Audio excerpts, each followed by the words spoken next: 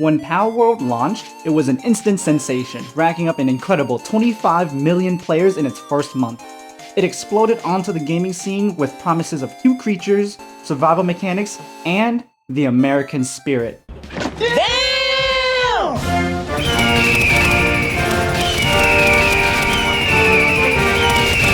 The gameplay was wild, and the internet couldn't stop talking about it. But now, the hype has cooled. The player count is dwindling, and the creators Pocket Pair are getting sued by Nintendo. So far, I've put in about 55 hours into the game, and it's time to ask the big question. Is Palworld still worth playing today?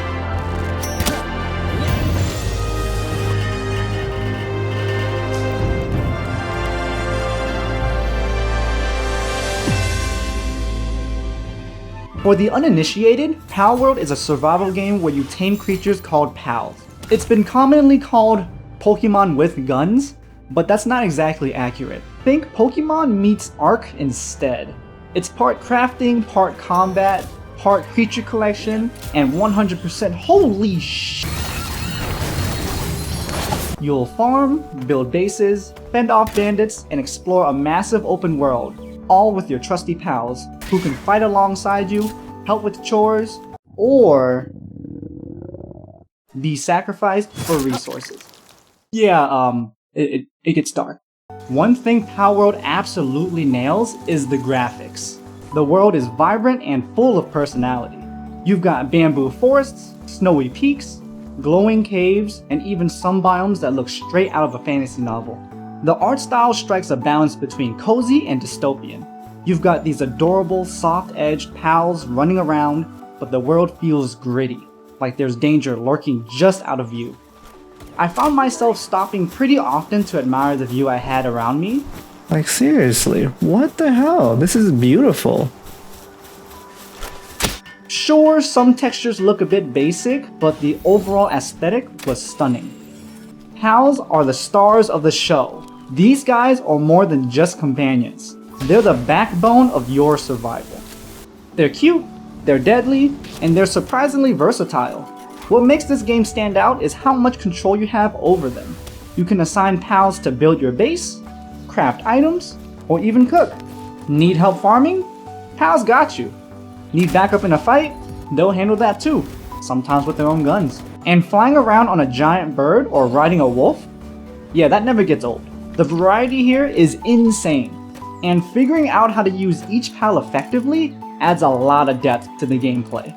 Exploration is one of the most rewarding parts of Palworld. The map is massive, and there's always something to discover. Hidden caves, rare pals, or even special resources that are easier to see at night. Random events like meteor showers or getting jumped keeps things exciting. The game really incentivizes you to explore both during the day and night, with different rewards depending on the time of day. It's not just wandering aimlessly either. Exploration feels earned. Whether you're leveling up catching pals or surviving tough encounters, the game knows how to keep you engaged. Combat in Palworld? The definition of fun.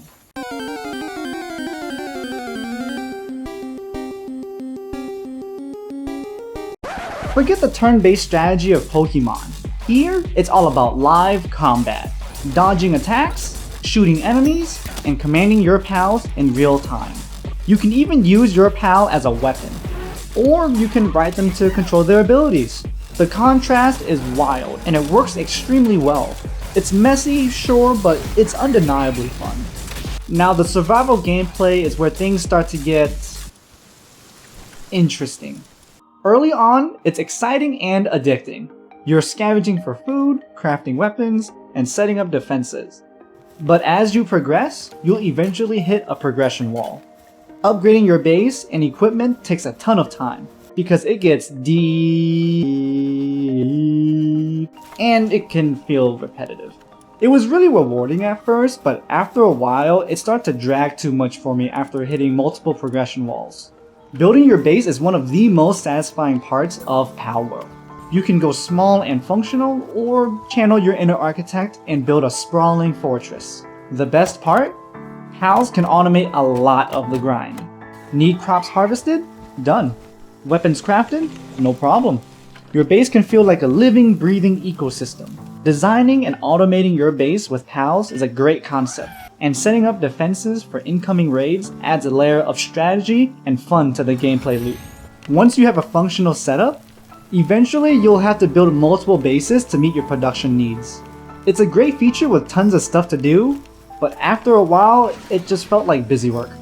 Alright, let's talk about bugs. That's not what I meant. Bugs and issues are gonna be a given if the game is in early access. The game literally tells you. Anyway, AI pathing can be straight up broken. Your pals might get stuck on something, and this really limits how you build your bases. This greatly reduces the variety and creativity of your bases because you have to oversimplify the layout so your pals can travel around your base without getting stuck and abandoning their task. Sometimes, raids will spawn in enemies like this. The enemies mostly get stuck at a wall, and then they leave after a couple of minutes. This makes raids really easy because you can just wait out the raid by doing whatever you want, or you can take advantage of the bug and get a bunch of easy loot by spamming explosives. Survival games generally have some type of grind to them where things can get a bit boring at times. For me, I found myself hitting multiple progression walls where I needed to produce a certain material, but the grind for it was pretty time consuming and not fun. I found myself wanting to leave the base to explore and discover pals, but I was always bogged down by being underleveled with weak gear and pals. I had to find and get better gear, which was fine because that's the point, but that part of the gameplay loop got really boring for me really fast. These issues aren't game breaking, but they do kill the vibe by breaking immersion or making the game feel drawn out for my taste. Now the elephant in the room. I made this joke already. The Pokemon comparisons! Everybody can see the resemblance between Palworld and Pokemon, including Nintendo. There are a lot of pals that look like Pokemon, and everyone was focused on a potential copyright infringement lawsuit. Instead, Nintendo is suing the creators of Palworld Pocket Pair over patented game mechanics. The patent lawsuit is ongoing, and if Nintendo wins, it could force some major changes. With Nintendo's legal track record of winning most lawsuits that they start, major changes are a huge possibility. There is literally a dedicated website logging every lawsuit Nintendo started with details on what happened in each case. It's a legal mess, but the consequences could be huge, ranging from redesigned game mechanics to the game being pulled entirely. The possibility of the game being pulled entirely is the reason why I played Palworld. So, is Palworld worth playing today? Well, I've put in 55 hours into the game, my character still has a ways to go till max level, I have multiple bases with their own production purposes, and my map isn't even fully explored. Yeah, I still have a lot of content left to play. After starting the game, I could not stop thinking about it. The game had its addictive hooks on me. Palworld is the type of game where you can hop in and do anything you want. If you feel like exploring, fighting, or building, you can do that and ignore the other things you can do in the game for some time. Palworld is still releasing multiple content updates as well despite the legal drama they're currently dealing with. The beautiful world, the variety of pals, and the gritty chaos make it a genuinely fun experience. That said, the grind and progression walls are real, and they can suck the fun out of the late game. But even with its flaws, I'd still wholeheartedly recommend giving it a shot. It's unique, it's ambitious, and it's one of those games you just have to try for yourself. Seriously, play it before it's too late. What do you think? Have you played the game already? Or are you thinking about getting the game?